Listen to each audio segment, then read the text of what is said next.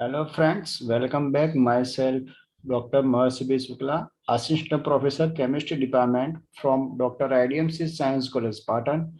આજના વિડિયો લેક્ચરમાં આપણે E1 અને E2 રિએક્શન વિશે ડિસ્કશન કરવાના છીએ અને કેવા પ્રકારના મોલેક્યુલ પર્ટિક્યુલર E1 આપે છે અને કેવા પ્રકારના મોલેક્યુલ પર્ટિક્યુલર E2 રિએક્શન આપે છે, શા માટે આપે છે એની આપણે ડિટેલ્સમાં ડિસ્કશન કરવા જઈ રહ્યા છે. તો સૌથી પહેલા ક્વેશ્ચન એ છે કે વિલોપન પ્રક્રિયા કોને કહીશું આપણે?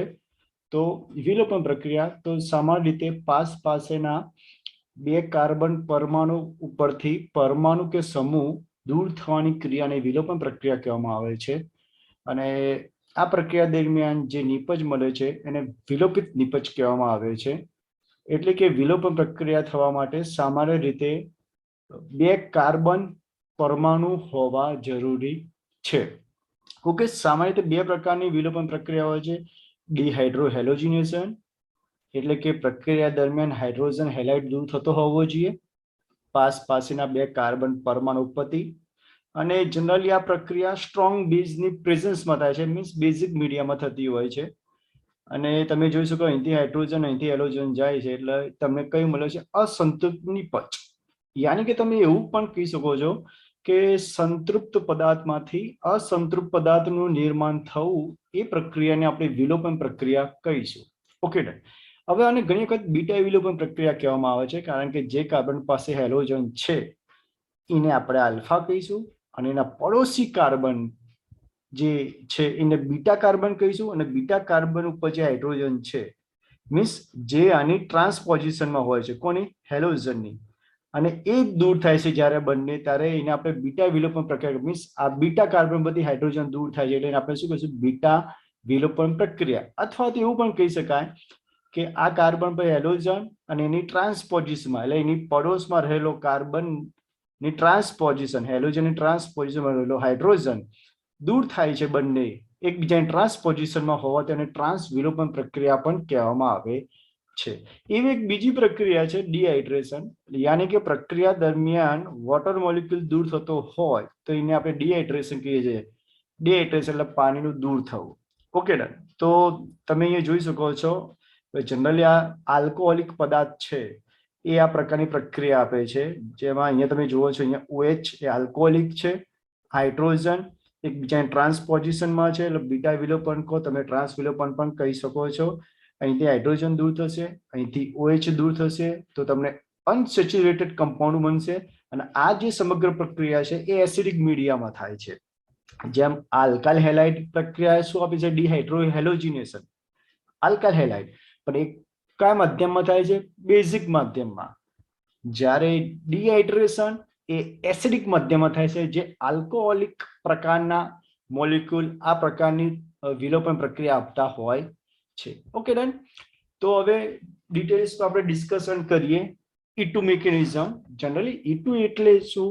બાયમોલિક્યુલર એલિમિનેશન રિએક્શન, દ્વિઅણીય વિલોપન પ્રક્રિયા. આ પણ SN2 ની માફક વન સ્ટેપ જ રિએક્શન છે, બટ આની અંદર શું થાય છે? SN2 માં ખ્યાલ હતો કે ન્યુક્લિયોફાઇલ કાર્બન ઉપર એટેક કરે છે, જ્યારે વિલોપન પ્રક્રિયામાં જે એનાયન છે એને આપણે બેઝ કહેવું પડે છે, કારણ કે પ્રોટોન ઉપર એટેક કરીને આપણે વિલોપિત નિપજ આપે છે. એટલે કે જે આપણો એનાયન હશે કેવું કહેવાશે એને આપણે બેઝ કહીશું. જેમ SN2 માં સ્ટ્રોંગ ન્યુક્લિયોફાઇલ હતો એવી રીતે અહીંયા સ્ટ્રોંગ બેઝ હોવો જોઈએ. એટલે સ્ટ્રોંગ બેઝ વાપરવામાં આવે છે. સ્ટ્રોંગ બેઝ હાઇડ્રોજન ઉપર એટેક કરે છે. ડેટ ટાઈમ હાઇડ્રોજન પોતાની ઇલેક્ટ્રોન ડેન્સિટી આ બાજુ શિફ્ટ કરે છે, એટલે કે અહીંયા પાઈ બોન્ડનું ફોર્મેશન થાય છે. અને એ જ સમયે હેલોજન સિસ્ટમમાંથી એક્ઝિટ થાય છે, એટલે બહાર નીકળી જાય છે. યાની કે સંતૃપ્ત પદાર્થમાંથી શું બની ગયો? અસંતૃપ્ત પદાર્થ. અને આ પણ SN2 ની માફક વન સ્ટેપ પ્રોસેસ છે. ક્લિયર કટ થઈ ગયું? ઓકે. તો જનરલી મારી પાસે એક એક્ઝામ્પલ છે ઇથાઇલ ક્લોરાઇડ અથવા 1-ક્લોરોઇથેન. એની OH માઇનસ એનાયન સાથે હું રિએક્શન કરું છું. જો એ SN2 મિકેનિઝમ પ્રમાણે જશે તો વિસ્થાપિત નિપજ આપશે. યાની કે આ કાર્બન ઉપર એટેક કરશે. તમારો એનાયન જો કાર્બન ઉપર એટેક કરે, કેમ કરે? કારણ કે અહીંયા પાર્શિયલ પોઝિટિવ, અહીંયા પાર્શિયલ નેગેટિવ ચાર્જ.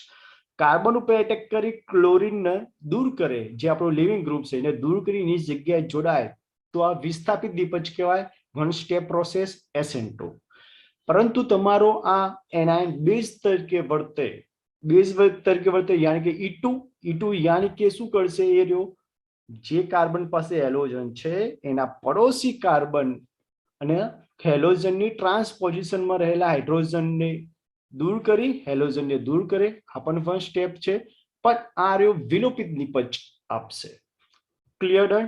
કેવી રીતે આપે છે આપણે ડિટેલ્સમાં એની મિકેનિઝમ દ્વારા સમજવાનો ટ્રાય કરીએ, પણ સૌથી પહેલા ઇન્ટરેસ્ટિંગ ક્વેશ્ચન એ રહ્યો છે કે આપણો જે એનાયન જે આ લીધો રિએક્શનમાં એ SN2 આપશે કે E2 આપશે, આપણને ખબર કઈ રીતે પડે?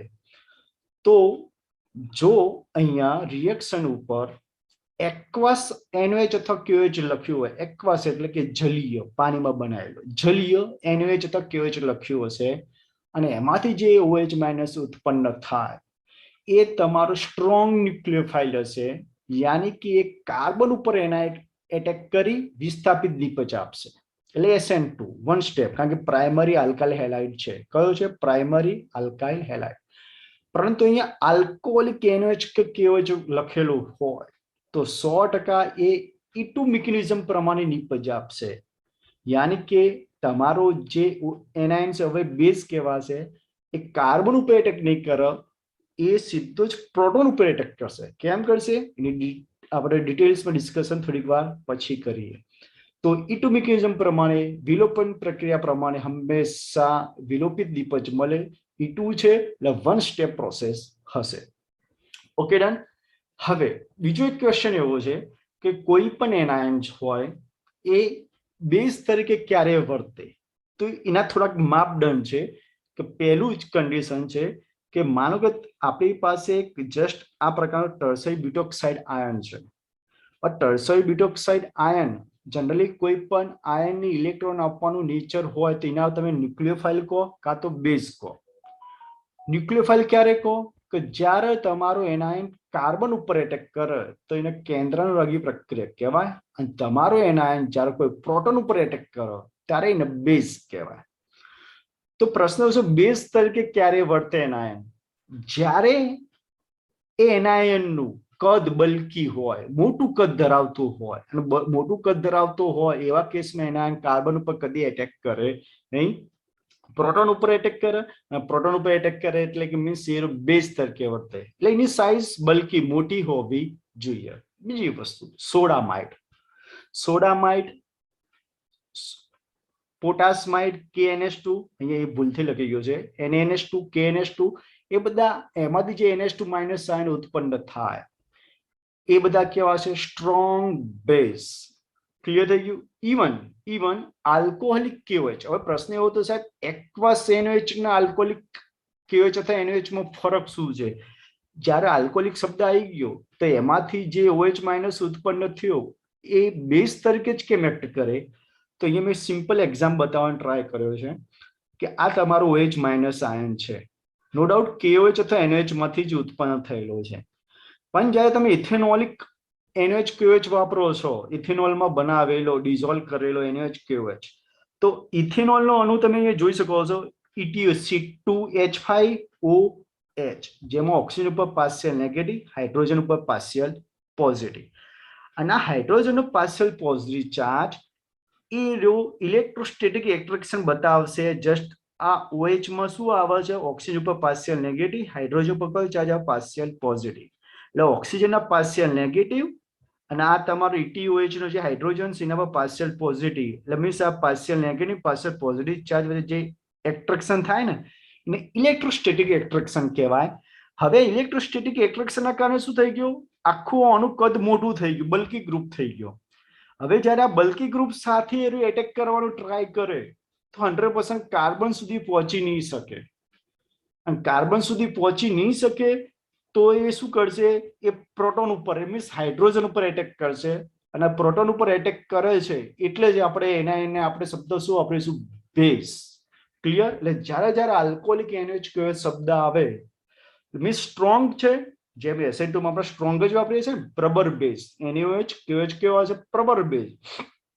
એ ન્યુક્લિયોફાઇલ તરીકે વર્તે. એવી રીતે અહીંયા પણ જે એનાયન હશે એની પ્રબળતા વધુ હોવી જોઈએ એટલે 100% NaOH જ વાપરવાનું. બટ અહીંયા આલ્કોહોલિક શબ્દ આવશે. આલ્કોહોલિક મેં આલ્કોહોલમાં ડિઝોલ્વ કરેલું હોવું જોઈએ, તો જ એ જે એનાયન છે એ ઇલેક્ટ્રોસ્ટેટિકના કારણે કાર્બન ઉપર એટેક નહીં કરે અને હાઇડ્રોજન ઉપર એટેક કરશે અને વિલોપિત નિપજ આપશે. આ પ્રાઇમરી આલ્કલ હેલાઇડ છે, આ સેકન્ડરી આલ્કલ હેલાઇડ છે, સેકન્ડરી 2 બ્રોમો પ્રોપેન. તો અહીંયા E2 શબ્દ આવ્યો, તો 100% અહીંયા આલ્કોહોલિક NaOH અથવા KOH શબ્દ તમારે અહીંયા લખવાનો રહેશે, તો જ આ બેઝ તરીકે એક્ટ કરશે. અધરવાઇઝ જો આલ્કોહોલિક શબ્દ નથી તો SN2 પ્રમાણે રહેશે. મેં અહીંયા E2 લખી દીધું છે, તો અહીંયા મારે આલ્કોહોલિક NaOH અથવા આલ્કોહોલિક KOH લખવાની જરૂર છે નહીં. ઓકે, બાકી તમે સમજી શકો છો. તો 100% આરઓ એટેક ક્યાં કરશે? જે કાર્બન પાસે બીઆર જોડાયો છે એને આલ્ફા કહીશું, એનો પડોશી કાર્બનને બીટા કહીશું. તો અહીંયા બંને બીટા છે અને બંનેનું સ્ટેરિક એટમોસ્ફિયર અવકાશીય વાતાવરણ એક જેવું છે. તો આ બાજુના કાર્બન પર હાઇડ્રોજન ટ્રાન્સપોઝિશનમાં હોવું જોઈએ. કોને? હેલોજનની. કાં તો અહીંથી હાઇડ્રોજન કાઢશે, કાં તો અહીંથી હાઇડ્રોજન કાઢશે. બંને બાજુથી હાઇડ્રોજન કાઢો તો સમાન વિલોપિત નિપજ મળશે. જસ્ટ પ્રોપ 1 ઇન અથવા પ્રોપિન તમે કહી શકો છો. તો આ રીતનું. હવે આની મિકેનિઝમ આપણે ચેક કરી લઈએ. મિકેનિઝમ 1 સ્ટેપ હોય છે. કઈ રીતે થાય છે? તો તમારો જે બેઝ છે આલ્કોહોલિક QS, મેં અહીંયા મિકેનિઝમ બતાવવાનો ટ્રાય કર્યો છે. OH મીન્સ OH માઇનસ ની પ્રબળતા તો વધુ છે, પણ એક ન્યુક્લિયોફાઇલ કે ઇલેક્ટ્રોફાઇલ તરીકે ન્યુક્લિયોફાઇલ કે બેઝ તરીકે એક્ટ કરશે. તો મેં આલ્કોહોલિક શબ્દ વાપરી દીધો, તો ઇલેક્ટ્રોસ્ટેટિક એટ્રેક્શનના કારણે એની બલ્કી સાઇઝ બની, તો 100% કાર્બન સુધી પહોંચી નહીં શકે. કેમ? કારણ કે CBr પોલર કોવેલેન્ટ બોન્ડ છે, ધ્રુવીય, partial positive, partial negative. No doubt તમારો જે એનાયન છે એનાયન કાર્બન ઉપર એટેક કરવો જોઈએ, પણ તમારો એનાયન છે કાર્બન સુધી પહોંચી નથી શકતો ડ્યુ ટુ બલ્કી સાઇઝ. એટલે બલ્કી ગ્રુપ બની ગયો હવે, એટલા માટે. એટલે હવે શું કરશે? એટેક ક્યાં કરશે?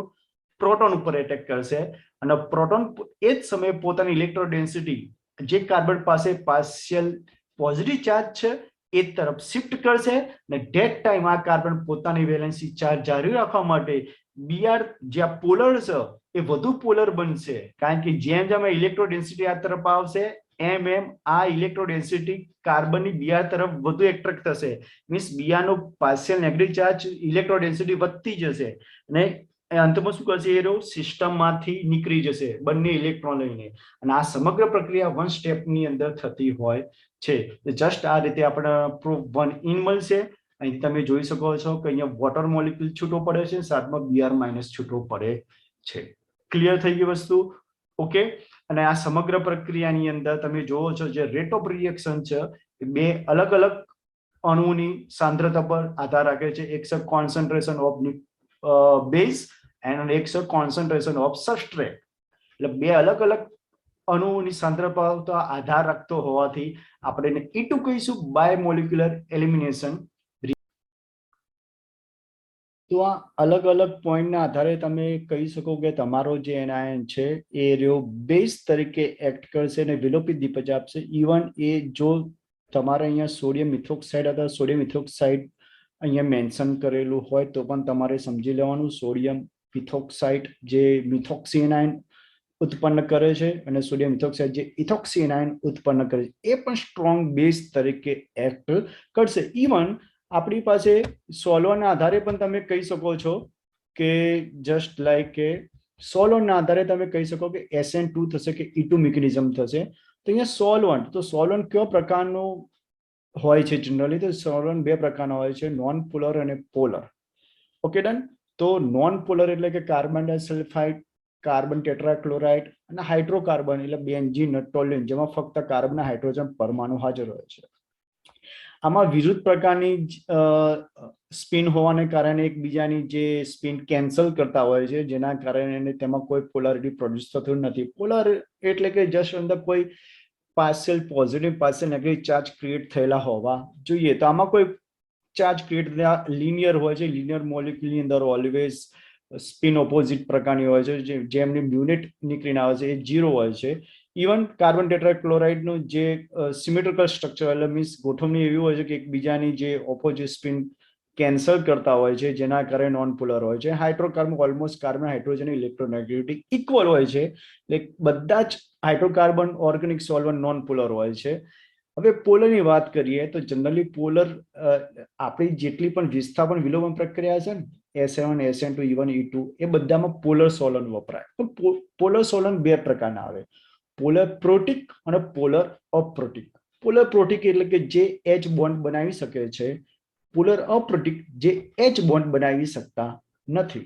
તો જનરલી આ બંનેના ડિફરન્સ પડવા માટે સૌથી બેસ્ટ યાદ રાખવાનો આઈડિયા શું કે તમારા કમ્પાઉન્ડમાં OH-NH બોન્ડ હોવો જોઈએ. જો તમારા કમ્પાઉન્ડમાં OH-NH બોન્ડ છે તો 100% એ હાઇડ્રોજન બોન્ડ બનાવી શકશે, જેને આપણે પોલર પ્રોટિક સોલ્વન્ટ કહીશું. જેવી રીતે કે H2O તો OH આવી ગયો, ઓકે, આલ્કોહોલ ROH, OH આવી ગયું, ફિનોલ OH આવી ગયું, ઇવન NH3 તો NH3 માં શું આવી ગયું, જસ્ટ આવી ગયું NH3. Okay done. તો આવા જેટલા પણ સોલ્વન્ટ છે બધા કેવા છે, પોલર પ્રોટિક જે H બોન્ડ બનાવી શકે છે. ઓકે, તો કઈ રીતે બનાવશે? તો જનરલી આ પ્રકારના પોલર પ્રોટિક સોલ્વન્ટ કઈ કઈ પ્રક્રિયા વપરાય છે?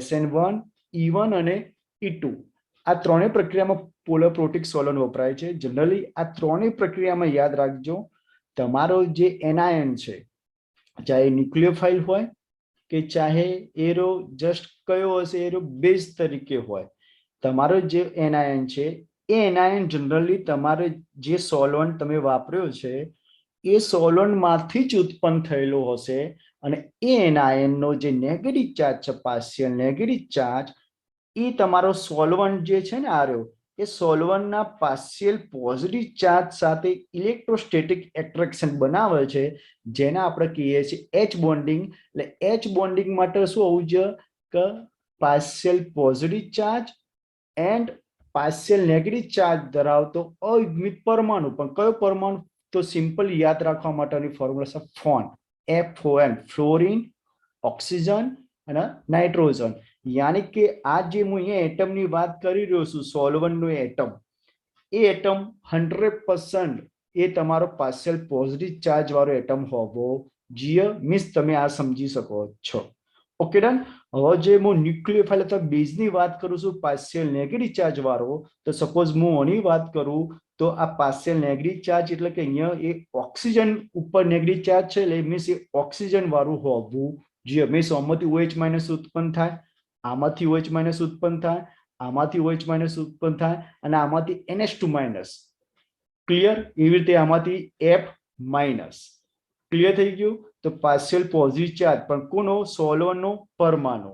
અને અહીંયા ન્યુક્લિયોફાઇલ પાર્શિયલનો નેગેટિવ ચાર્જ, અને આ બંને વચ્ચે જે એટ્રેક્શન થાય ને ઇલેક્ટ્રોસ્ટેટિક એટ્રેક્શન કહેવાય. અને આ ત્રણની અંદર યાદ રાખજો, જે પણ ન્યુક્લિયોફાઇલ બેઝનું નિર્માણ થાય છે એ તમારા સોલ્વન્ટમાંથી જ નિર્માણ થાય છે. જ્યારે એની ઓપોઝિટ સાઈડ આપણે પોલર અપ્રોટિક કહીએ, મીન્સ પોલર છે પણ અપ્રોટિક, યાની કે જ્યાં OH-NH જેવો બોન્ડ છે નહીં, હાઇડ્રોજન બોન્ડ નહીં બનાવે, ઇલેક્ટ્રોસ્ટેટિક એટ્રેક્શન બનાવશે નહીં. DMSO, dimethyl sulphoxide. તો તમે જુઓ સલ્ફર ઓક્સિજન પોલર છે, partial positive partial negative, but એ અહીંયા OH-NH નથી. યાની કે આપણે શું જોવાનું છે? પાર્શિયલ પોઝિટિવ ચાર્જ જોડે સોલ્વન્ટના પાર્શિયલ પોઝિટિવ ચાર્જ, એટલે અહીંયા સલ્ફર, એની જોડે ઇલેક્ટ્રોસ્ટેટિક એટ્રેક્શન. ઇલેક્ટ્રોસ્ટેટિક એટ્રેક્શન માટે ફ્લોરિન, ઓક્સિજન અને નાઇટ્રોજન હોવું જરૂરી છે. અહીંયા ના બને. આ તો પાર્શિયલ નેગેટિવ ચાર્જ હોય એટ્રેક્શન થાય નહીં. એવી રીતે DMSO માં અહીંયા કાર્બન છે. Okay done. તો કોઈનો પ્રશ્ન થાય સાહેબ નેગેટિવ અને પોઝિટિવ ચાર્જ વચ્ચે શું એટ્રેક્શન ના થાય? 100% થાય. બટ આ નેગેટિવ ચાર્જ આની સાથે એટ્રેક્શન કેમ નથી કરી શકતો? Due to bulky size of methyl group. તમે જુઓ અહીંયા બલ્કી સાઇઝ છે, અહીંયા ડબલ બોન્ડની પાઈ બોન્ડ જે ઓવરલેપિંગના કારણે આ શું થાય છે કે સલ્ફરના પાર્શિયલ પોઝિટિવ ચાર્જ જોડે એ જો એટ્રેક્શન કરી શકતો નથી. એવી રીતે અહીંયા પણ કે આ જે તમારો ન્યુક્લિયોફાઇલ હશે એ સોલ્વન્ટના પાર્શિયલ પોઝિટિવ ચાર્જ અથવા બેઝ હશે, કાર્બનના પાર્શિયલ પોઝિટિવ ચાર્જ સાથે એટ્રેક્શન કરી શકશે નહીં. જો હું SN2 કહું તો હું એ બે શબ્દ નહીં વાપરો, ફક્ત ન્યુક્લિયોફાઇલ કહીશ. અને આ કેસમાં એસિટોનમાં શું છે? ડાયમિથાઇલ કીટોનમાં મિથાઇલ સમૂહનું કદ કેવું હોય છે? મોટું હોય છે. એટલે કાર્બન સુધી એ ઇલેક્ટ્રોસ્ટેટિક એટ્રેક્શન કરી શકતો નથી due to steric interest. Okay done. Dimethyl formamide ની અંદર તમે જુઓ છો પાર્શિયલ પોઝિટિવ ચાર્જ ક્યાં છે? કાર્બન જોડે. તો કાર્બનની તમે અહીંયા આજુબાજુ જોશો બલ્કી સાઇઝ છે, બલ્કી સાઇઝ હોવાને કારણે એની સાથે પહોંચી શકતો નથી. અને ઇવન ઇલેક્ટ્રોસ્ટેટિક એટ્રેક્શન હંમેશા યાદ રાખવાનું, ફોન એન્ડ હાઇડ્રોજન આ બંને વચ્ચે થશે. ક્લિયર કટ થઈ ગયું? Okay done. ઓકે, હવે પ્રશ્ન એવો હતો કે SN1 E1 E2 માં તો જે તમારો ન્યુક્લિયોફાઇલ બેઝ છે ને એ સોલોન અણુમાંથી જ ઉત્પન્ન થાય છે, પણ જ્યારે SN2 માં એવું હોતું નથી. SN2 માં તમારો ન્યુક્લિયોફાઇલ સોલોનમાંથી ઉત્પન્ન થતો નથી, એને અલગથી રિએજન્ટ અલગથી એડ કરવો પડે છે રિએક્શનમાં, જ્યારે આ પોલર અપ્રોટિક સોલોન પણ અલગથી એડ કરવા પડે છે. યાની કે આમાંથી તમારો ન્યુક્લિયોફાઇલ ઉત્પન્ન થશે નહીં. જ્યારે આ ત્રણેય પ્રક્રિયામાં તમારો જે ન્યુક્લિયોફાઇલ બેઝ છે એ સોલોનમાંથી જ ઉત્પન્ન થશે.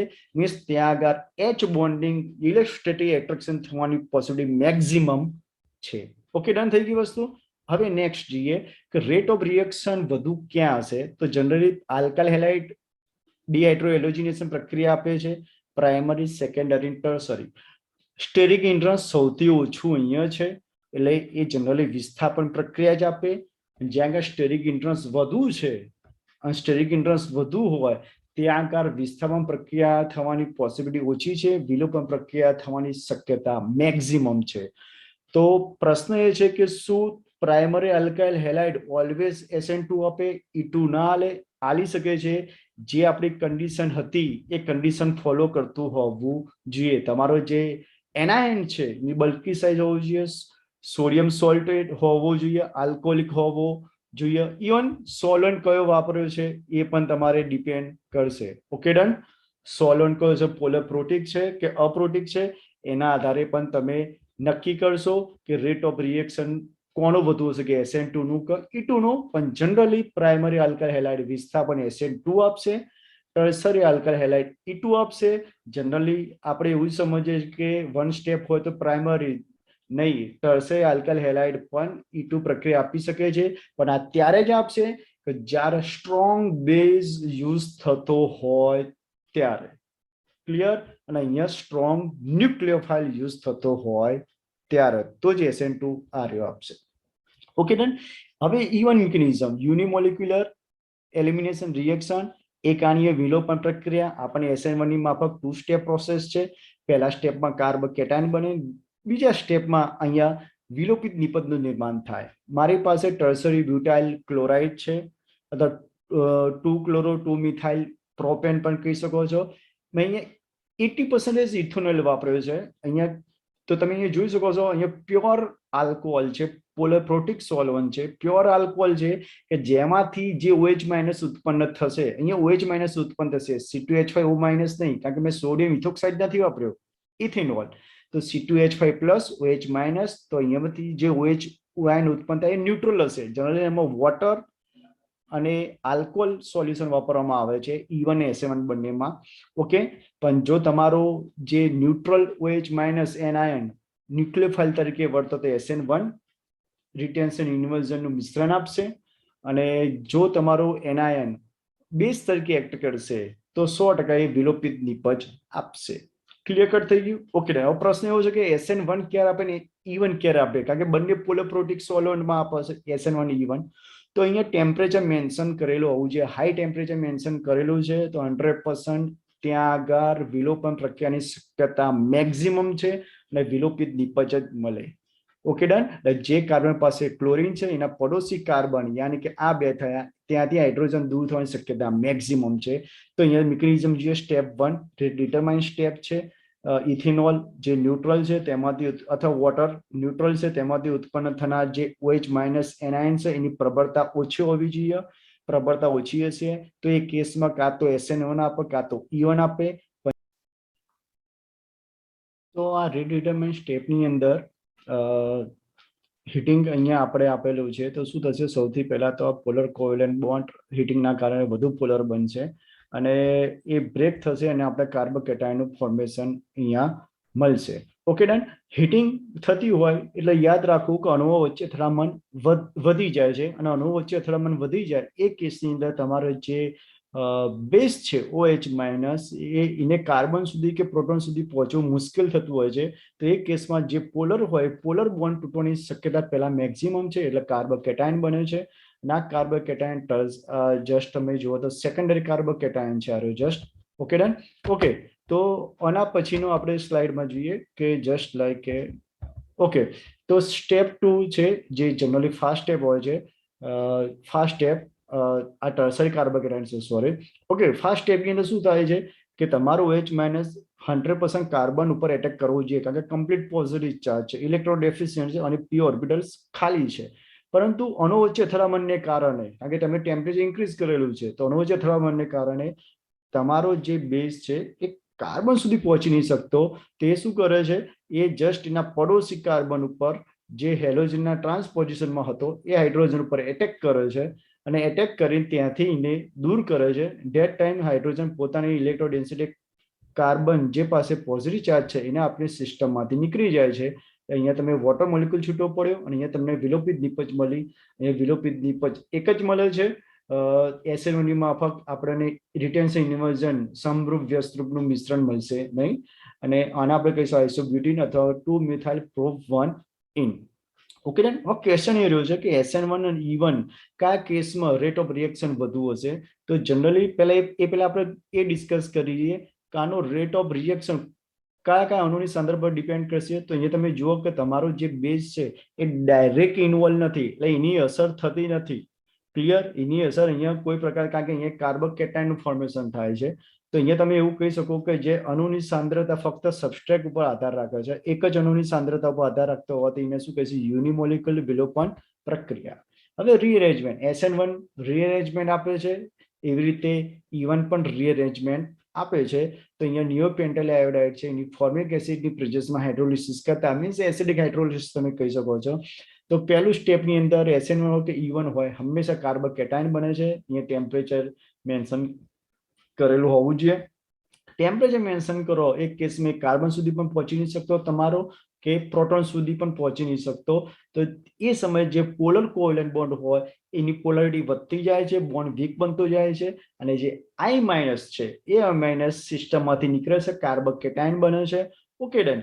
હજી કાર્બોકેટાયન તમારો કયો છે, જે કાર્બન પાસે પોઝિટિવ ચાર્જ છે એ ડાયરેક્ટલી બીજા એક જ કાર્બન સાથે એટેચ છે, યાની કે પ્રાઇમરી કાર્બોકેટાયન. અને આપણને ખબર છે જો રીઅરેન્જમેન્ટ થતું હોય, રીઅરેન્જમેન્ટ ક્યારે થાય, વધુ સ્ટેબલ કાર્બોકેટાયન આપવા માટે. તો રીઅરેન્જમેન્ટ જનરલી 1,2 હાઇડ્રેટ કાં તો 1,2 આલ્કાઇલ, મીન્સ આ કાર્બન આપણે 1 કન્સિડર કરીએ, એનો પડોશી કાર્બન જ્યાં કે હાઇડ્રોજન અથવા આલ્કાઇલ હોય એને 2 ગણીએ. 1,2 હાઇડ્રેટ કાં તો આલ્કાઇલ શિફ્ટિંગ થતું હોય છે. યાની કે જો હાઇડ્રોજન હોય તો ફર્સ્ટ પ્રાયોરિટી નહીં આવે, પણ આ કાર્બન ઉપર કોઈ હાઇડ્રોજન કોઈ છે નહીં, તો આ કાર્બન જોડે શું છે, મિથાઇલ સમૂહ, આલ્કાઇલ સમૂહ. તો 1,2 મિથાઇલ શિફ્ટિંગ તમે કહી શકો છો. મિથાઇલ બંધના બંને ઇલેક્ટ્રોન લઈને અહીંયા એટેક કરશે, જોડાઈ જશે, અને આ કાર્બને પોતાના ઇલેક્ટ્રોન ગુમાવતા કયો ચાર્જ ક્રિએટ થશે, પોઝિટિવ. અને હવે આ કાર્બન પાસે કેટલા કાર્બન એટેચ છે, 1, 2, 3. તો એને ટર્સરી કાર્બોકેટાયન કહીશું, જેની સ્ટેબિલિટી વધુ હોય છે. ના, જેની સ્ટેબિલિટી વધુ હોય અને એમાંથી જે નિપજ બને એ જ મેજર પ્રોડક્ટ હોય છે. તો હવે ક્વેશ્ચન છે તમારો જે બેઝ OH માઇનસ હતો એ OH માઇનસ એટેક આ કાર્બન હાઇડ્રોજન ઉપર કરશે કે આ કાર્બન હાઇડ્રોજન ઉપર કરશે. તો એના માટે આપણે બે શક્યતા રાખી છે. જો આ તમારો બેઝ હાઇડ્રોજન પર એટેક કરીને જો નિપજ આપે આ રહી વિલોપિત, તો જસ્ટ આ પ્રકારની હશે, 2 મિથાઇલ બ્યુટ 2 અને જો તમારો આ બેઝ છે આ કાર્બન હાઇડ્રોજનને દૂર કરીને જો નિપજ આપશે તો 2 મિથાઇલ બ્યુટ 1 ઇન નિપજ મળશે. પણ કઈ નિપજને આપણે કન્સિડર કરવી, મેજર પ્રોડક્ટ કઈ હશે આપણી, તો 100% એવી આલ્કિન નિપજ હોવી જોઈએ કે જ્યાં વધુ એરો સબસ્ટિટ્યુટેડ હોવો જોઈએ, વધુ વિસ્થાપિત વાળો આલ્કિન મળે એને જ કન્સિડર કરાય. Means alkyne C double bond C, અહીંયા એક આલ્કાઇલ સમૂહ, અહીંયા એક વિસ્થાપિત સમૂહ 2, અને ઓની સાથે એક છે 3. જ્યારે અહીંયા C ડબલ બોન્ડ C, આ કાર્બન સાથે કોઈ વિસ્થાપિત સમૂહ એટેચ નથી, જ્યારે આ કાર્બન સાથે એક મિથાઇલ 1 અને ઇથાઇલ 2, અહીંયા બે જ વિથાઇલ આલ્કાઇલ સમૂહ મીન્સ સમૂહ છે વિસ્થાપિત, જ્યારે અહીંયા 3 છે. તો 100% વધુ વિસ્થાપિત જે આલ્કિન મળે એ એકોર્ડિંગ ટુ સેઝેપ પ્રમાણે પ્રોડક્ટ મળશે અને એને જ આપણે મેજર પ્રોડક્ટ તરીકે કન્સિડર કરીશું. Okay done. તો આ વાત થઈ ગઈ રીઅરેન્જમેન્ટની. એવી રીતે જે રીતે આપણે આલ્કાઇલ હેલાઇડની ડિસ્કશન કરી E2 ની E1 માટે, તો જનરલી ડિહાઇડ્રેશન પ્રોસેસની વાત કરું તો જનરલી ડિહાઇડ્રેશન પ્રોસેસ E1 પ્રક્રિયા જ આપે છે, એ E2 આપતું નથી, કારણ કે ડિહાઇડ્રેશન પ્રક્રિયા એસિડિક મીડિયાની અંદર થતી હોય છે. તો તમે એ જોઈ શકો છો આલ્કોહોલ પદાર્થ 3 પ્રકારના, પ્રાઇમરી, સેકન્ડરી અને ટર્સરી. પ્રાઇમરી આલ્કોહોલની અંદર ડિહાઇડ્રેશન પ્રોસેસ કર્યું હોય તેમાં સ્ટ્રોંગ એસિડ વાપરવું પડશે, અને જેમ જેમ વધુ આલ્કાઇલ સમૂહ ધરાવતો જો હું આલ્કોહોલ લઈશ તો ત્યાં આગળ વીક એસિડની જરૂર પડશે. અને ટર્સરી બ્યુટાઇલ આલ્કોહોલ એ સૌથી ઝડપથી ડિહાઇડ્રેશન પ્રોસેસ પ્રક્રિયા આપશે. ક્લિયર? ડિહાઇડ્રેશન પ્રક્રિયા ફક્ત અને ફક્ત E1 મિકેનિઝમ પ્રમાણે જ થશે, E2 મિકેનિઝમ પ્રમાણે થશે નહીં. તો લગભગ આપણે અહીંયા બધા જ પ્રકારના ક્વેશ્ચન કે કેવા પ્રકારના molecule SN1, SN2, E1, E2 આપશે, કેવા પ્રકારના સોલ્વન્ટમાં થશે, અહીંયા ટોટલી ડિસ્કશન કરવાનો ટ્રાય કર્યો છે. જો તમને અહીંયા વિડીયો ગમે તો લાઈક કરો અને સબસ્ક્રાઇબ કરો.